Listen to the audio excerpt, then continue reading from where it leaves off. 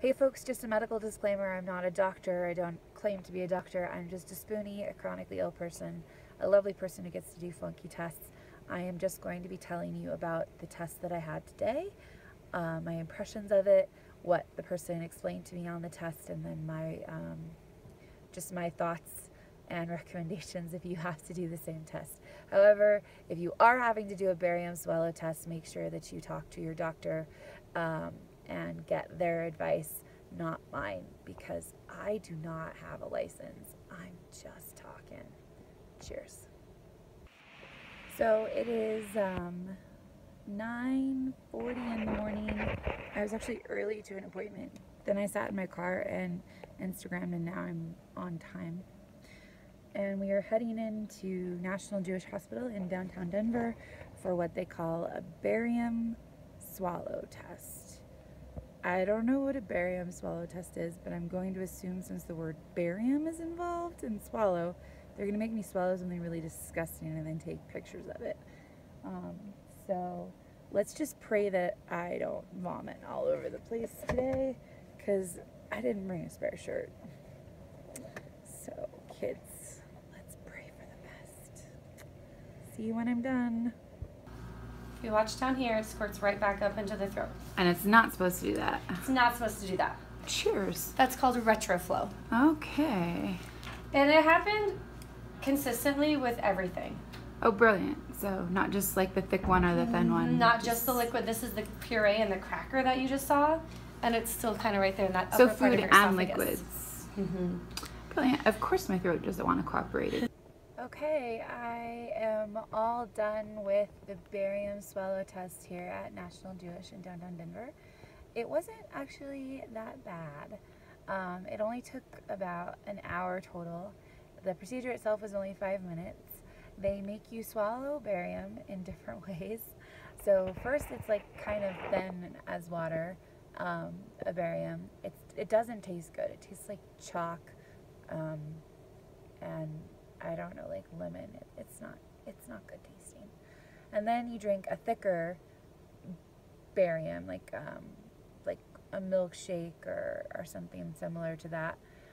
They have you swallow once, and then they have you swallow again, and then they have you swallow 3 times very quickly, and then they have you repeat that all with a straw. And then when you're finished with the swallowing, they actually have you try applesauce, and you have to take 1 bite, and then you take 3 bites really quickly.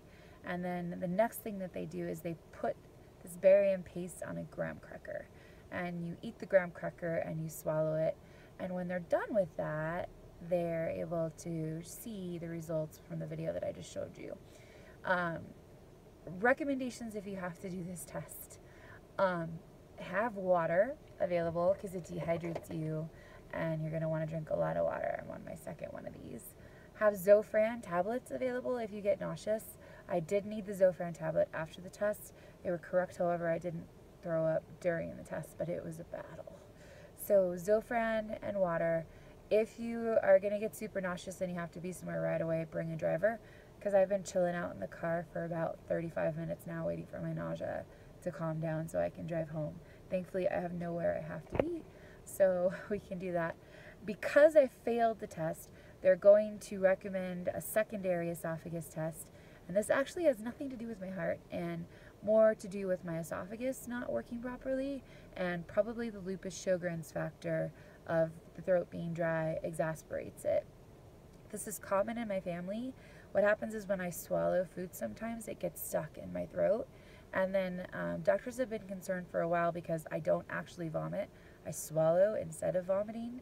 It's just something I've trained myself to do, that I'm asphyxiating the vomit into my lungs. So she can't tell from this test, but she'd think that that's probably what is happening based on what she saw. So she's recommending us to get a further test where I do this same thing, I think, lying down, and then where they attempt to try to make me vomit to see what happens when food comes up and then goes back down, and if it is impacting my airway or going into my airway. Luckily, in this test, my airway seemed fine. My esophagus was just not working properly. It's all really confusing. It's just something that I've done my whole life and that we've dealt with in our family forever. So, but there is an actual cause for it and a reason, and I'm assuming there's probably physical therapy to retrain your esophagus, just like they're talking about retraining my vocal cords because they spasm when I can't breathe.